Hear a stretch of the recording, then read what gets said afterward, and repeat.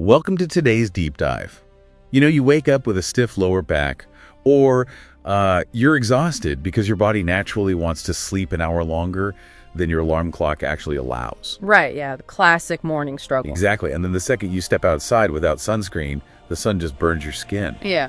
What if these aren't just the quirks of getting older, but actual biological evidence that you are essentially an alien on your own planet? I mean, it sounds completely like science fiction, but the sources we are looking at today, they actually synthesize astrobiology, geophysics, and even theology to propose exactly that. It's this radical hypothesis that human beings didn't originally evolve on Earth. It's like discovering your lifelong home is just a rental, and your biological lease actually belongs to like a completely different solar system. Right, exactly. The argument really starts with our physical framework. The research points out that human skeletal stress like spinal disc herniation and the extreme mechanics of bipedal childbirth, it suggests our bodies were engineered for a world with lighter gravity. Lighter gravity, like how much lighter? Somewhere around 0.8 g to 0.9 g. So Earth's standard 1.0 g is quite literally compressing and degrading our spines over time. Wow.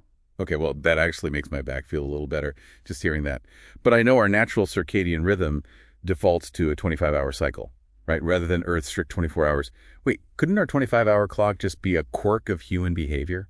You mean like we just evolved to stay up later on the campfire or something? Yeah, exactly. Does the research strictly tie this to actual planetary mechanics? It does, yeah. They link this internal clock directly to a progenitor planet's slightly slower axial rotation.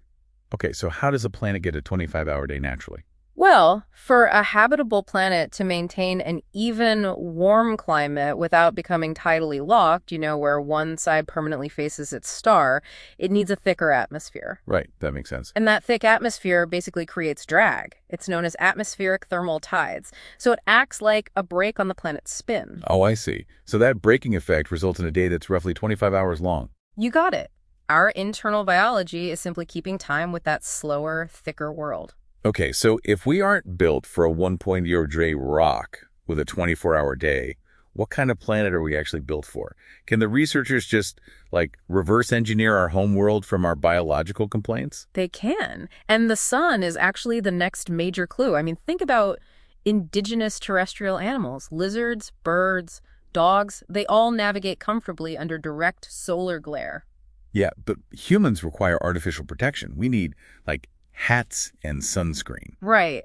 Our extreme sensitivity to UV light suggests we evolved under a dimmer, highly stable K-type orange dwarf star, not a volatile G-type yellow dwarf like our current sun. Wait, really? So my sunburn isn't just bad luck. It's literally an evolutionary hangover from a different star. Exactly. And this is where the research brings in ancient texts, which is super fascinating.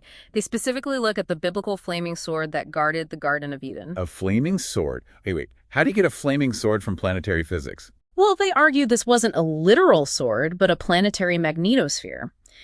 In planetary physics, a rapidly spinning liquid metallic core creates a whirling magnetic shield. Oh, to deflect sterilizing solar radiation. Precisely. And when that massive magnetosphere deflects stellar winds, it creates these intense, violent auroras. So to early humans, a barrier of blazing plasma in the sky guarding the planet, it would look exactly like a wall of fire. Or a flaming sword. So the flaming sword is essentially a massive electromagnetic umbrella preventing our atmosphere from being blown into space. Yeah, that's a great way